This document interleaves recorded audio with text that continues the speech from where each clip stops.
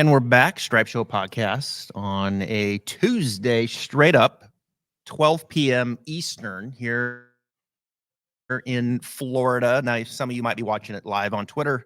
Some of you might be getting to this a little bit later on one of our audio platforms or on video on YouTube. We appreciate you being here. All things waste management, Phoenix Open, and there's weather everywhere, folks, across the country. We saw it last week there on the Pacific, Pebble Beach. Our man, he got out of there, survived it, and he's on site there in Phoenix, one of my favorite tournaments, the Waste Management Phoenix Open. But before we get to that, Keith, it's good to see your face. How windy was it on Sunday? Well, I mean, it was like, if you're an East Coast person, it was very much like a Category 2 hurricane coming through. I mean, it was like 70, 80 mile an hour winds. Oh, wow. It was a ton of rain. I mean, you saw a lot of those videos from either broadcasters or players. It's kind of hard to capture like 70 mile an hour winds with nothing in front of you, but like, I don't know, Hawaii. I mean, like it's that lower part of the Monterey Peninsula or Carmel Bay where Pebble's situated points almost directly southwest. And that's where the wind was coming from. I mean, it just got battered. Everyone's like, oh, like they should have played. I'm like, there were trees falling down on people's homes. Like, let's have a little perspective, folks. Yeah. 54 holes was fine. Wyndham Clark is obviously a very worthy champion, and he went and won the thing on Saturday, and kudos to him. Yeah. Yeah, we're working to get Wyndham on. He's been a fan of the show. He's been on once before, and I'm really curious to catch up with Wyndham, not just because he won, just the journey that he's been on with his game. I've talked about it, on different shows with you, a guy that decided to go on his own, really, as far as managing his game. He's got a sports psychologist, a lady that he works with, but he's had a lot of, I think, excellent instruction up to this point, right? And guys that he's worked with, he's got a beautiful golf swing. We've talked about it, and really, it's honestly one of my favorite. And I've talked about it many times. And Wyndham Clark's hitting balls, you stop. I mean, the sound that the ball makes on that face. So it's a very clean move. But he's someone that said, look, I'm going to go about on my own and self-discover and own it. And whether you're working with a teacher or not, and this goes from a professional game to the amateur game, the bottom line is at some point you have to kind of own what you're doing, right? And every teacher's trying to create that environment for that player to self-discover and own it. And I think for Wyndham, maybe he just had to kind of take a step away and clear his mind. Now, the one thing I will say is on the putting side, he's been struggling with his putting. And he mentioned this guy that he was working with, right? Like he talked about, my putting coach, a guy that I worked with, his name is Mike. And that was it. All right. Well, it's Mike Kansky. Okay. That's his putting. Mike. Yeah. He's someone that works with Phil Kenyon on putting. And that's the guy that took a look at Wyndham and helped him out. And my God, have you ever seen anybody make putts like that during the 60? That was insane to watch. I mean, it was like a mic drop.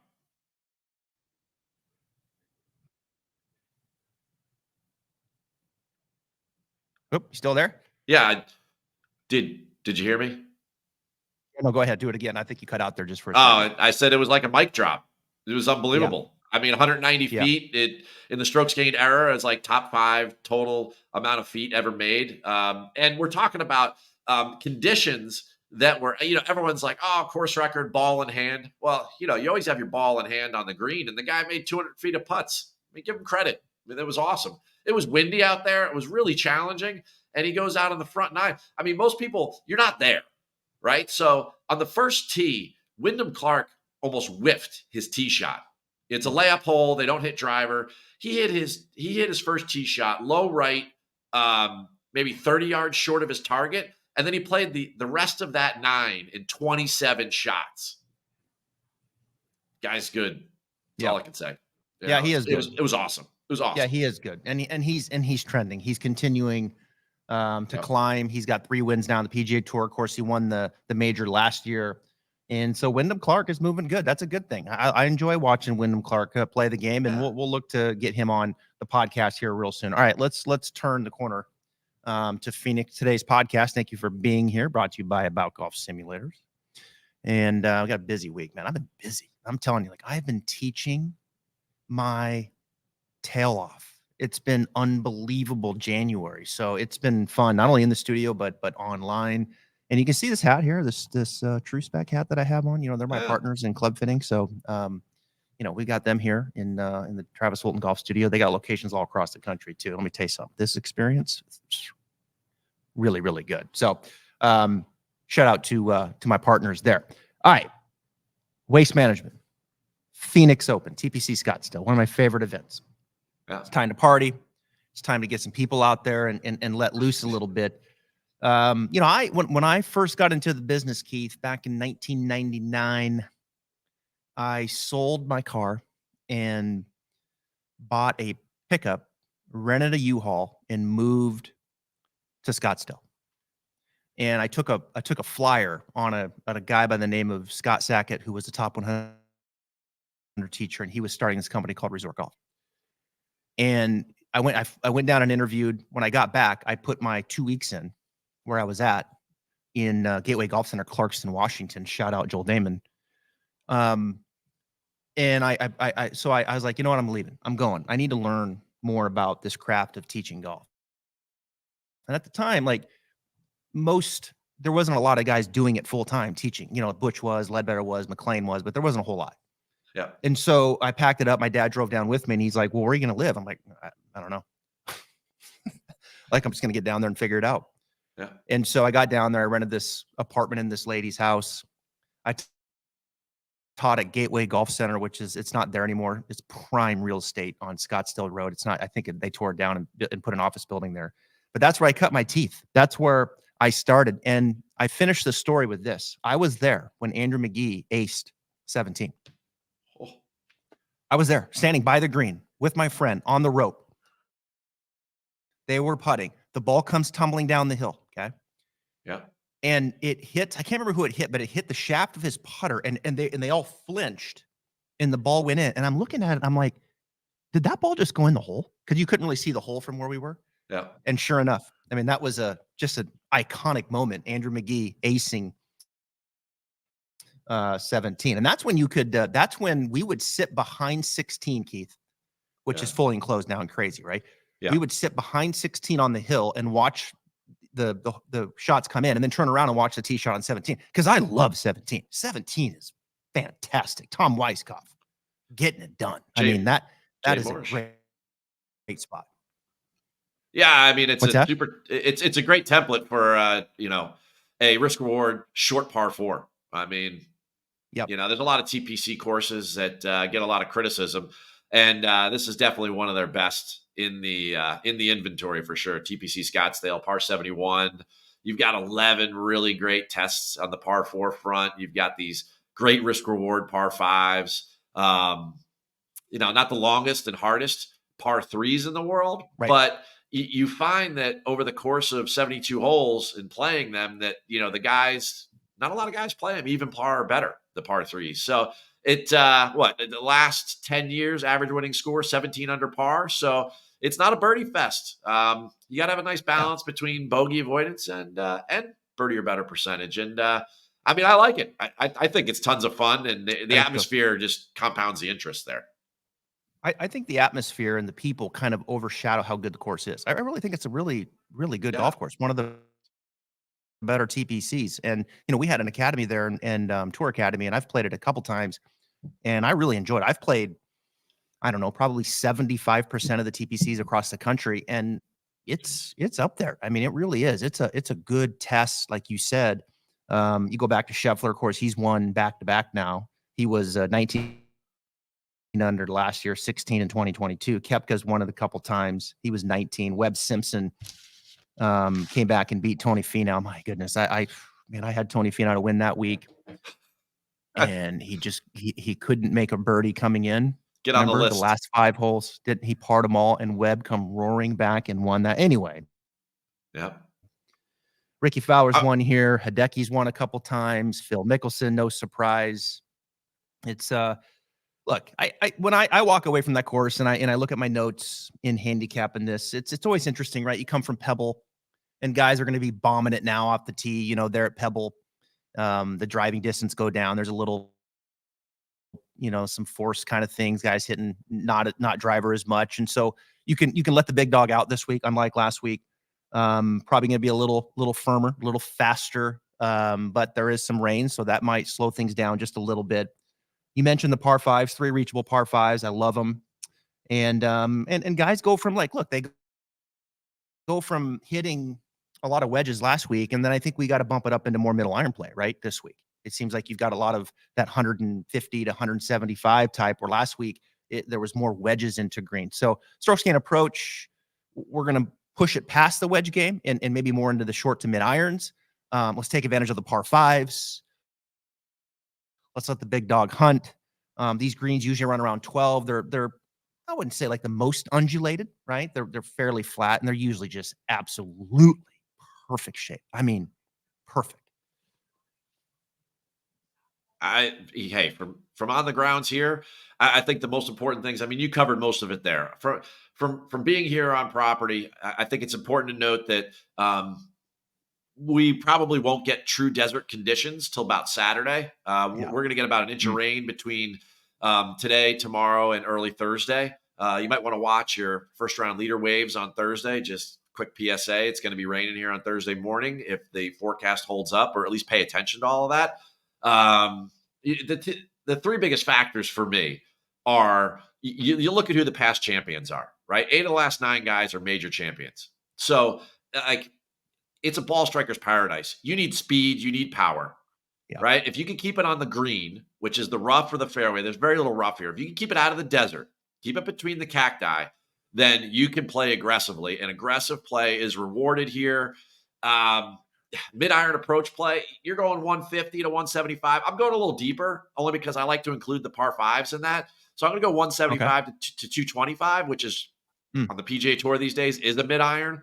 That's your 7-iron to 5-iron range. And I think that's where a lot of the scoring is going to come from. There's 5 par fours that are over 450 of the 11. And, of the last 5 champions in par 4 scoring, they've gained like a dozen strokes on the field. So you got to get after those 11 holes, and they're varied. And we already, gave a claim to number 17, but you look at holes like 14 that are really tough par 4s. And, those are holes where when guys are making birdies, you're getting a leg up on the field. And I just, and the third thing is the atmosphere, so I want the ball striking. I think you definitely need some speed and power. You look at the past champions here. And then the last thing is the atmosphere. There's a reason why certain guys just don't like to come here. And there are, like when you think of a guy like, like a Ricky Fowler, some of his best golf he's ever played has been in Ryder Cups. Well, I mean, that's a similar type of atmosphere. And it makes sense to me that of those last 9, he's the only one that's not a major champion, but a world-class player that's won here.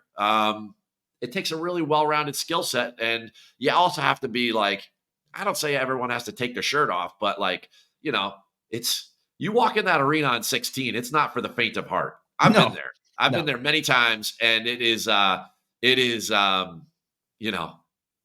epitome of cancel culture for sure. I mean, anytime you have Big Bird watching you play golf, I mean, that's look, I didn't see Big Bird in the stands last year. I need to see Big Bird this year. He needs to be back in the stands. I mean, that cracks me up every single time. It is an absolute hoot. Is this tournament? The Thunderbirds put it on. It's a great show. I've been there a few times, and man, if you've never been, you should take the trip. It's worth the experience. If you don't go there, you should come here in March. I played real quick TPC Sawgrass yesterday in a media day. Yep. And you want to talk about a golf course that's in absolutely perfect shape. I mean, that course is plush. I mean, it might be the best I've ever seen it. And so when we get to the Players here in about a month's time, that thing is going to be glowing. I promise you. So it was fun. I tell you, it's cold. Like, I'm kind of crashing right now. I don't know if you can tell on my face, but man, I went out yesterday. I was like, I had a golf shirt on and a little pullover, and like, man, I'm going to take this off in an hour. The sun's going to come out. It's going to be feel like 70. No. every once in a while. And I remember this when I was teaching at Sawgrass. There's so many times where I would go to lunch at 12, I'd come out at 1, and you'd feel the temperature drop. Like you would feel something push in from the ocean. Yeah. And sometimes the cloud cover would just sit. Like, you're always going to see the sun, right? In Florida most of the time. But sometimes it pushes in and it just sits. And it comes down from the north and the wind starts blowing and it is cold. Like we froze our ass off yesterday. I hit a little chippy 8-iron on 17. That's how hard the wind was blowing at us. I mean, that hole's 1.5 miles from the Atlantic Ocean. Like I mean, just what every you're once in a saying. while, it just comes in from the north and it's freezing. Anyway, let's get to our first take. My friend, you know how to do it. Lead us, my friend. I got a new JT for you this week. Okay. Justin Thomas. It's not that I don't like the postman this week. I actually do. But Justin Thomas, everyone, here, everyone, I don't like the number. I don't like the number. When do you not like winning a bet that's 10-1? Let's be honest. Right. I mean, come on. I hear this all the time, the eye test on Twitter. How about boots on the ground test? I watched that guy on Saturday play with Cantley, and he didn't miss a shot in those conditions. I mean, it was really impressive what his ball striking has gotten back to. And if there's one thing that, when I go back to Southern Hills where I was there, or any of the events that I was there where JT played really good, the thing that I marvel about JT is his control of his arm speed. And someone's like, well, what does that mean, Keith? Well, I know you know what that means, but when he plays those touch shots with his irons and he has complete control of how much he's accelerating his arms into the shot. So whether it's a nice little smooth flighted wedge or he's hitting just a smoke show 5-iron from 225 and he's just launching this thing to the sky. It's amazing. I mean, there's very few guys that have had that talent at that level. And, I guarantee he picked that up from being around Tiger because Tiger was very good at that. But man, oh man, he was second in the field tee to green last week. If there was one thing that JT did good at all last year, it was certainly around the green. He's a great chipper, pitcher, putter of the golf ball. Not putter, sorry, but chipper and pitcher of the golf ball. And JT's not going to win at a place like Pebble where the greens are really challenging. You look at a place like TPC Scottsdale where Whoa. What? That's it. You just took a shot at me because that was my first look last week. Was I said JT? It doesn't matter where he's playing. You got to ride the wave. And if they would have played the 4th round, JT would have won. Come on, if it's in butts. I mean, seriously. By 6 p.m. on Saturday, I had over 75K in parlays on DK. You know what happened to those? The same thing with JT in the final round. Voided. Nothing. Right? So don't even get me started. Right? Okay. The fact of the matter is that when you get down to picking winners and you're splitting hairs, the greens, this is why 4 of the last 5 years, JT's been in the top 10 there. This is why, because the greens here aren't as challenging as, let's say Pebble or some of the other, golf courses. And it's worth mentioning this, there's a lot of confusion over what kind of greens these are. If you're a model type of person and you're trying to check a box over what they are, this Poa Trivialis that they put on the Bermuda here is like a velvet carpet. You putted on it yesterday at Sawgrass. They use the same blend there. Okay. So good. It's not a Poa, folks. It's not Bermuda.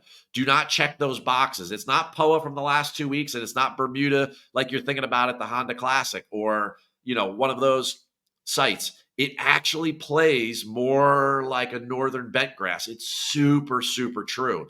And as a result, that's why more and more of these courses are going to this. And you see the ball roll true. You don't see a lot of that Poa confusion like we've seen over the last couple of weeks where guys look at 4-footers and they miss the hole and they're like, whoa, TPC Scottsdale was 3rd highest for make percentage over 15 feet last year on the PGA Tour. So what's that tell you? Yep. Scotty Scheffler can putt well there. And if Scotty Scheffler had his best putting performance of the year there last year, then it's easy to putt.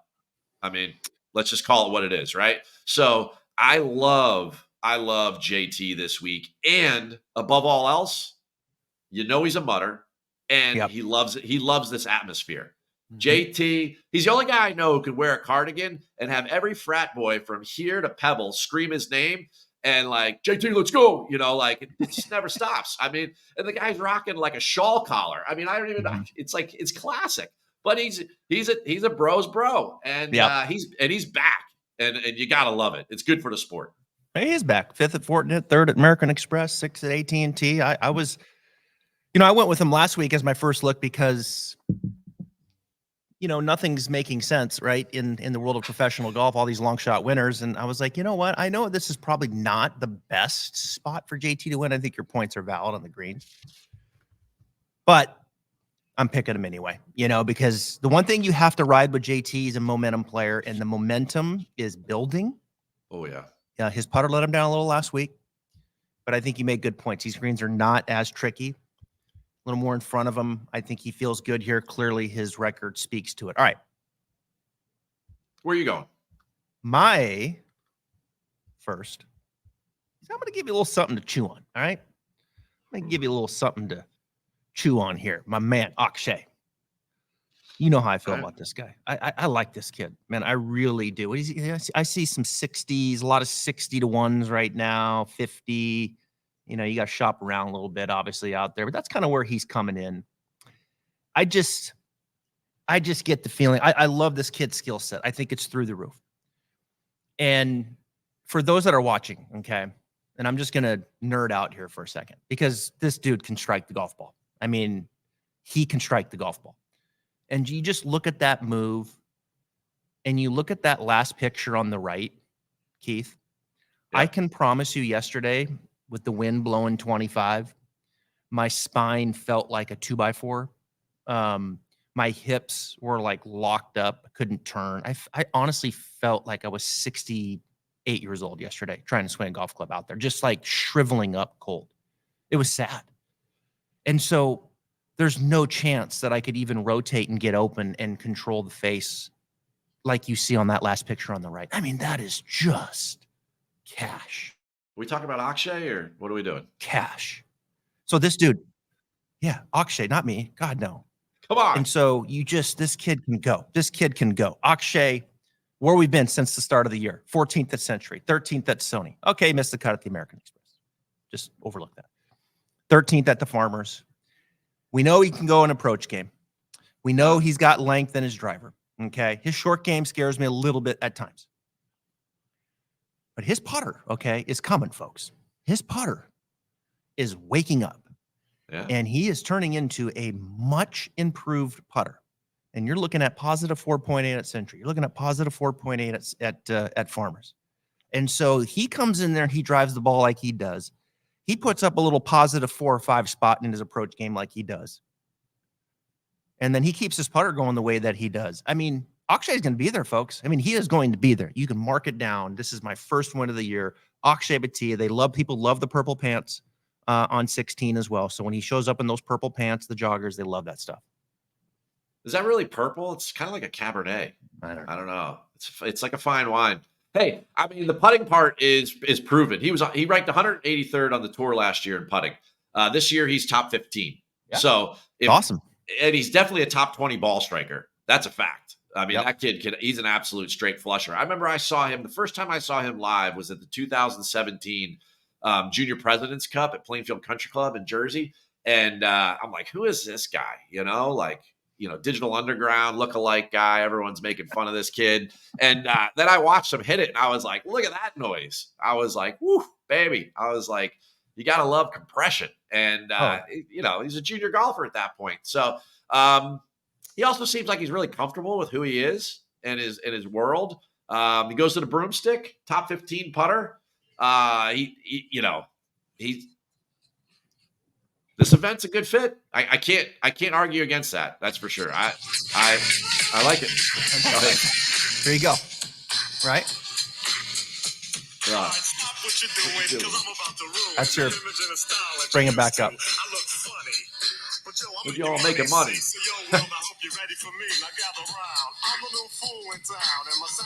There he is. That's it. That's telling you. That's your boy right there.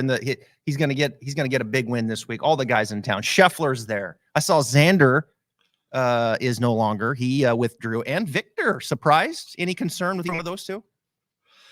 They going to live? Oh, stop. Please. It's no live talk today. Victor was not good at Pebble. This does not surprise me whatsoever. He was like last in the field in short game. He looked a little lost, and the things that Victor is good at, he was not very strong at. Xander's been good all year. Maybe this is with the bad weather again this week. I mean, I think it's just like it's a lot. He's played a bunch of golf already, and sure, he'll probably take Mexico off after Riviera. He'll take Palm Beach off, but then they come right back for 2 in a row with Bay Hill and then Players. And let's be honest, I mean, these guys like a Xander, top 5 in the world, he's trying to save himself for 4 events this year, and none of them are those, and none of them are the WM Phoenix Open. No offense. So top of the board takes a little bit of a hit, but I think that it probably saved people a lot of money because people would have been heavy on Xander this week. And, for sure. He's going to be, if you don't bet him top 5, then you're probably not winning anything. So all right. So let's steer the ship here. We've got, you got Scheffler up there. Of course, he's the favorite 5-1. He's going for 3 in a row. You like JT. Yeah. Spieth is playing. Homa's there. Sam Burns has shown some early signs on the West Coast. Ben On is getting a lot of respect. There's Wyndham Clark, last week's winner. Does he keep it going? Does he make another 160 feet of putt? He's coming in at 20. Let's see, 20. There's 25. It looks like on average to 1. Fitzpatrick trying to find his game right now. He's at 30. JT, he's been very good start this year. Very consistent. At 33. Drive us here. What any names there as we start to climb and scroll down into the board? DraftKings ran a contest where they opened up the WM Phoenix Open back in like October for some reason. Don't ask me why. Just this one event. Maybe they thought it was going to be signature again. I don't know. But the popularity of this event, it's not hyperbole. It can't be overstated. I mean, you're talking about the second largest attendance of a sporting event outside, only to the Summer Olympics. This thing takes 5 days, and the Summer Olympics is over like 20 days, right? So, I mean, this thing is popular, but some of the movement in the lines since they posted that, and then when it flipped on Monday, was very interesting to me. And, some guys that went really far forward are like Ben On. So there's a lot of stock price rising there. And some guys that went in reverse are like a Sung Jae Im. And I think you got to pay attention to that stuff. The guy that you mentioned there at the top of the board that kind of scares me the most is Sam Burns. I don't know if I can get there to bet Agreed. Sam Burns. Like Sam Burns to me is just like he's a first click placement here for sure. But like, I don't know if I don't think I'm not going to bet him to win, but like he scares me the most at the top there because he's been playing pretty well lately. He played good here last year, and he's very good on this putting surface. Very, very good. He's won a couple times at Valspar on this. It's one of those things. So the movement on the board is all very interesting to me. And what's interesting right now, let me just jump in real quick because Ricky Fowler's in there like 50 to 60 to 1. I get a lot of questions about Ricky and this and that. And of course, we know that when he rolled in here last year, like Ricky's game was back when we just saw top 20 after top 20 with his game before he won at Rocket Mortgage. And so you look at the start of this year and Ricky, he hasn't played great. He was 56 at Century, missed the cut at the American Express, 47th at Pebble. And it's just been the putter. Like he's trying to find his way again with that putter. And when that putter goes, which it does, for players, right? Like you're out there and all of a sudden it goes, it can be debilitating to the rest of the game. So can Ricky get back to some good vibes? We know he likes, we know he probably likes it there. And can he get back some good vibes, see some putts to go in? Because that's what it's going to take to get him back to the Ricky Fowler that we started to see at this time last year, the resurgence of his game. Let me ask you about Thomas Dietrich, okay? Because we get down to the board. And I talked about Dietrich. All right. I talked about Dietrich last week. I really like Thomas Dietrich's game, and I give it a lot of praise. Where I think the question is with Dietrich is, can he muster up enough late on a Sunday? Right. I think he has the game to win. I do. It's a very nice game, but can he do enough late on a Sunday to get the job done? And that's what we're talking about here. Do you buy a Thomas Dietrich? Let's say I'll go twofold. One, here at this place, he's been playing well. And do you buy Dietrich getting over the hump at maybe some point this year and getting the winner's circle? Oh, I do not buy it here. No, I Okay. would sell. And Okay. the reason being is a couple things. Number one, the weakness in Thomas Dietrich's game is on approach. If you even with the fourth place at Pebble, he lost almost 2 strokes attacking the greens. Even with the 20th at Farmers, he lost on approach, and approach is really a differentiating factor here with those mid irons. He's also never played here before, so Waste Management Phoenix Open for me is one of those places where, hey, I saw Thomas Dietrich on the range last week. I saw him play a couple of shots. I wouldn't say I saw him play more than 2 or 3. Uh, Very, very solid. Did very well on Saturday playing in the final group. He was better than Scotty Scheffler. And so I am impressed. Do I think he can win? Yes, I think he is the caliber player that can, but he needs to do what like JT Poston's done or like Wyndham Clark's done. He needs to ratchet down that approach game, and he doesn't have it right now. Waste Management Phoenix Open is the 3rd most predictive golf course on the PGA Tour. So Augusta's number 1, YLA, generally speaking, is number 2. Bay Hill's up there too. Like the ones that we go to every single year, and it seems to have the same winners. It's tough for a rookie to win here. As good as Dietrich's playing, I just don't know. A lot of people, I think the big joke on Twitter is like playing Thomas Dietrich is like day trading. Like he's great on Thursday, but you wouldn't buy him on Sunday type of thing.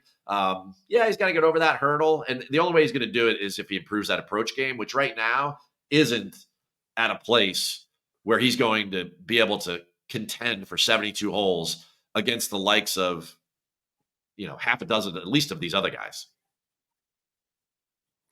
Going the tournament history, you make some good points there about playing this course, having a little experience. JT, last 5 rounds, the guys blitzed it. He's number 1. Xander 2, Scheffler.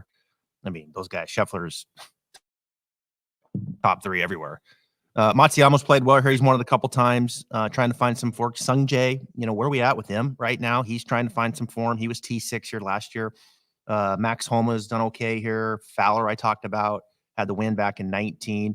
Stop me if there's a name that maybe is of a concern as I go down in order. Strokes gained total over the last 5 year. Billy Horschel, Matt Kuchar's in the top 10. Adam Hadwin, JT Poston, Spieth, Wyndham Clark. Right there. Adam Hadwin. Got right. So in the betting world, I'm not superstitious, but there are signs that come to you from time to time. So the other day, Sunday, golf gets canceled. I need to get lunch. I put this story out on Twitter. It's funny, but it was more about Tom Hoagie at the time. So I go to Jersey Mike's to grab a cheesesteak, and I'm sitting there, and I walk in, and I'm like, man, look who's in here. Tom Hoagie eating a hoagie. It is what it is. I mean, it writes itself. So I walk into Jersey Mike's, and Tom Hoagie's sitting there. And I'm like, man, this is kind of crazy. And then I started thinking about it. I go, man, next week, Hoagie could be a consideration, especially if we're going to continue and go 7 weeks in a row with guys over 100 to 1, right? We'll talk about that later. But as I'm sitting there and I'm waiting for my sub, another guy walks in, Adam Hadwin. And I'm like, man, is somebody like trying to tell me something right now? Like for Waste Management Phoenix Open, Adam Hadwin, of those names you just listed, is really interesting to me. He's been playing very well lately. He's always played well in the desert. He always putts well on the surface.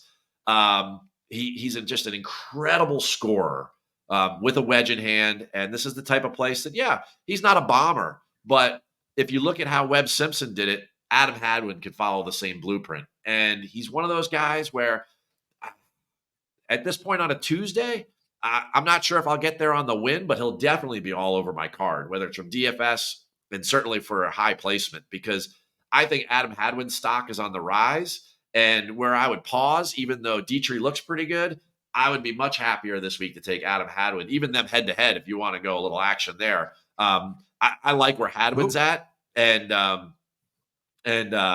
you know, if the guy's walking in Jersey Mike's and I'm there, I mean, could be the golf gods just trying to tell me something. And you and I, or at least I have to pay attention to those signs.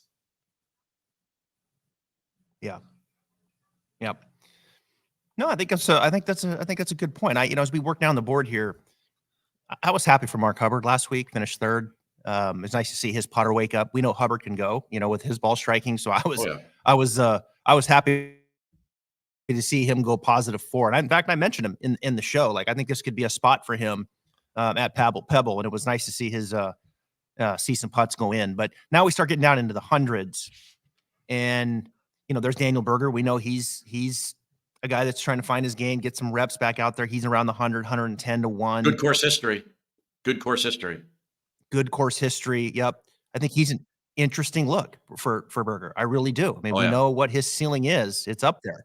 And so, I saw some good things. I tend to like what Berger has done, with his swing, and he's healthy. I like it. I think he's on his way back. Am I going to play him to win? I don't know, but I would stop and pause and throw his name in the hat and say, this is someone that you need to be looking at. And he catches fire with the putter. Who knows? Speaking of the putter, it's tough to see Lucas kind of going back right the other way now. We saw Lucas win a couple times last year, and that putter was just completely turned around. And now all of a sudden, he's struggling a little bit with the flat stick. He's down there at 125 to 1. A guy that you mentioned, Svensson, he's a guy that you mentioned from time to time. Speaking of iron game improvement, Taylor Montgomery, he's down there at 100. We know he's used to playing in some desert golf, growing up in Las Vegas, where the Super Bowl is this week. And then there's Nick Taylor. Oh, let me remind you, he finished second here last year. Yeah. You gonna buy him? I mean, when you go, you gonna buy him to win, Nick Taylor? No. I went there in the desert, and Nick Taylor didn't show up, so he's blacklisted for the moment. It's not. I'm not going there. But up there in the hundreds, Berger, you mentioned, right? I mentioned that DK contest that came out in October. They had a guy by the name of Siwoo at 100 to 1, and now he's down to 60 to 1. Siwoo Kim was a top 5 approach player last week at Pebble. Yep. He's playing really good. He's a guy that's, you didn't mention him in that range, but he's definitely a guy I'm going to be playing this week. Another guy that's been playing reasonably well lately. And when I say reasonably, that means they're on my radar. When I go on site, folks, I'm looking for these guys, because it's like, all right, the numbers are what they are. I want to see it with my PGA eyes in person. And we're at a TPC. So how do you not think about TPC Lee? KH Lee, right, has been good lately, and he has a good course history here, and he's over 100. He's at like 100. He's at like 110. So there's a couple 100+ bombs there that, I mean, I know Siwoo's not there now, but like between Berger, KH Lee, Tom Hoagie, those guys, I can see those guys doing it. I could certainly see those guys doing it. And in the placement world, oh, for sure, Siwoo, yeah. Oh, I mean, Siwoo was striking the ball scary good last week, scary good. And if you look, he's actually been like okay with the putter. Like, he's like similar, like when Siwoo gets hot ball striking, it's like Scheffler. If I can just get Siwoo to gain like a stroke with the putter, we're good. And this is the type of place that's set up for him to do it. And he's hitting his irons that good. You can't overstate this, Travis. You really have to be a great iron player this week. And look at the guys that we're talking about. Akshay, JT, Siwoo, Tom Hoagie. I mean, these guys are just straight flushers with a 7-iron. They hit it like they hit it as close as you do when you're chipping, right? Like, these guys, they are like radar. And it's going to be a big difference this week. Again, it's not going to be pure desert conditions. It's not like super firm and fast. We're going to get an inch of rain this week. It's cold. It's damp. The weather followed me. It's going to be wet again next week, because they're getting dumped on out in LA as well with what was up in San Francisco. So, like, these greens are going to they're going to be a little receptive. If your proximity to the hole is like that of Tom Hoagie, you're at a huge advantage. JT, huge advantage. Scotty, huge advantage. But we're not playing Scotty at 5-1, right? So at the end of the day, like, these are the guys that you've got to favor in your lineups and in your betting cards. It has to happen.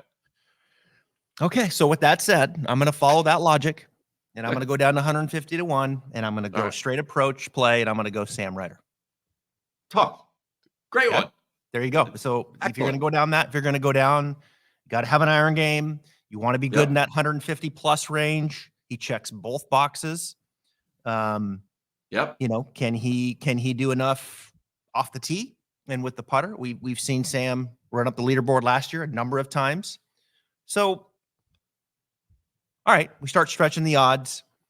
Sam Ryder, Svensson, Eric Cole, you know, some of the, you know, his name pops up there. I'm just talking from an approach game here. We know Hubbard can go. Talked about him. Hoagie can go. EVR can go. Chesson Hadley, I think, is interesting down here. He can go. But I'll weed out Sam Ryder in the 150 range. Makes perfect sense to me. I mean, you know, you look at the places that Sam Ryder plays great. They're ball striking, you know, arenas like the Farmers. You know, he was great on the South Course last year. Yeah, I mean, if could like Lucas Glover, 31 at AT&T last week. Yeah, I mean, if Lucas Glover can even find a putter, you know, he would be great here. You know, I mean, he's one of the top 5. Yeah. I mean, Lucas Glover's a top 5 mid-iron player in the world. You know, like that guy. Yeah. I mean, he absolutely, you know, he brings the thunder at impact. Look, the streak's coming to an end. I mean, we've seen the 4 straight here of 100 plus odds. We've seen some bombers, right? And so it's coming to an end this week. I'm comfortable with, I think, the names that we mentioned up top the board. I mean, you go back to the past winners and the Sheplers and the Koepkas and the Fowlers and Hideckis. I mean, these are Webb Simpson in his day. I mean, these are the guys, right? I mean, these are the dudes. And so it speaks to, I think, how good this course is. I really do. And you gotta be complete. And so, yes, it's fun to throw some names at, but the streak comes to an end this week. It comes to an end, and we're going to see, I think, under 30, 40 to 1 win this thing. Hey, average pre-tournament odds, the last 10 winners is 38 to 1. Yeah. Okay. All right. So, I mean, you're spot on there. It's 8 of the last 9 winners are major champions. 6 of the last 10 are 2,800 or better. So, I mean, we're going to have a leaderboard on Sunday that's going to take you right into the Taylor Swift Super Bowl. I mean, it's going to be like, it is going to be so entertaining. 6 of the last 8 holes have water. You know, like, one last thought I'll throw out. Okay. If the tour wanted to create an exciting atmosphere for, like, to make the President's Cup matter, this would be a great venue for that type of match. Or if we go down like a team road or something like that in the next 2 to 4 years, where there's like a team championship and people are going to play match play somewhere, this venue with the risk reward and what Jay Morris and Tom Weiskopf have done, I don't even want to call it a TPC course. I mean, it's just way too much fun. If you've never played this golf course, folks, or if you've never gone to a tournament, this has got to be one that you got to go try. I mean, it is just, it's so entertaining. And I couldn't even imagine like something like a world stage match play event here, how much fun it would be. I agree. You know, and people say, oh, the 18th hole is kind of weak. And I'd be like, well, guess what? They're not going to get to the 18th hole. It's all going to come down to 15, 16, and 17. And there's going to be so much entertainment. And we'll see it all on Sunday. It'll be great. You know, chances are it'll be better than the Super Bowl. Well, I like the idea of being able to make a birdie on 18, though. And I like the idea of that. You know, I do. I think it's a really good finish. The risk reward par 5, 15th, 16th is on an island of its own. 17 is one of my favorite holes. And then 18's like, okay, I'm down 1, but it's not 500 with thick rough on either side. I have no chance to make birdie. It's, I got to fit it in between the bunker and the water. And I'll tell you, as long as guys hit it now, they bite off more on the left side now too, and they get in those moguls. Yeah. So I just, it's underrated, man. This golf course is underrated, and it's great. It's the environment kind of it takes center stage, which it should, but it overshadows how good the course is. And so I'm glad that we've got a good field. I'm hopeful that the weather pans out. I can't wait to watch it. I've got 2 questions before we get off. Okay. All right. Give me number 1, does Tiger play next week? And number 2, who do you got in the Super Bowl? Yes, on Tiger. I think the bigger question is, what logo is he wearing? A little social media this morning. He's creating attention, to say the least. Yeah. And who wins the Super Bowl? Golly, I mean, it's so hard right now. If I'm not a conspiracy guy, but it's so hard to bet against Taylor Swift. And I'm so done with it. So I'm going to say that you're going 49ers, aren't you? I want to a Seahawks fan here. You know that now, because this is where I draw the line. Like, it's fun to joke around, but when you pick the 49ers talking to a Seahawks fan, now we got problems. Yeah, I mean, but like overall, the 49ers are better teams. I think so too. Team. Yeah, I'll take the 49ers. Okay, yeah, and I'll take the teams. I like the Shanahan family as coaches. I think they've always represented themselves really, really well. And it would be kind of cool to see a father-son both win Super Bowls. Kyle's been there, now a bunch of times and a bunch of NFC Championship games.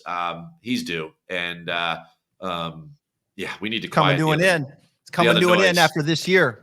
We got ourselves that young coach, Mike McDonald. We're back, baby. Next year. They better get it done this year, because the Hawks are back in ruling the NFC. All right. Good stuff, as always. Keith Stewart on site. Good to see your face. Waste Management Phoenix Open. We'll be back next week from Riv. Hopefully Tiger Woods is in the field. Signature event, right? Yeah, signature event as we build up. With a cut. With a cut as we build up to the Florida swing, and we'll be coming over here soon. That's when I get excited. I love the Florida swing. I love NCAA championship basketball coming down, and it's just like baseball's near. I'm like, so yeah, I'm cool. Like, I like when football starts, but I like when we get to like middle of March too. That's fun for me. Well, I'll say this much. Last year, it was a surprise that Tiger kind of popped in there at Genesis. This year, it's not going to be a surprise. No, he's definitely. We all know he's going to play. And I'm heading to LA, and I love LA. I loved LACC last summer. I loved Riv last year. Yeah. I can't wait for the atmosphere. It's going to be fun this week. But when I hop over there to LA, man, oh man, it's showtime, and I cannot wait.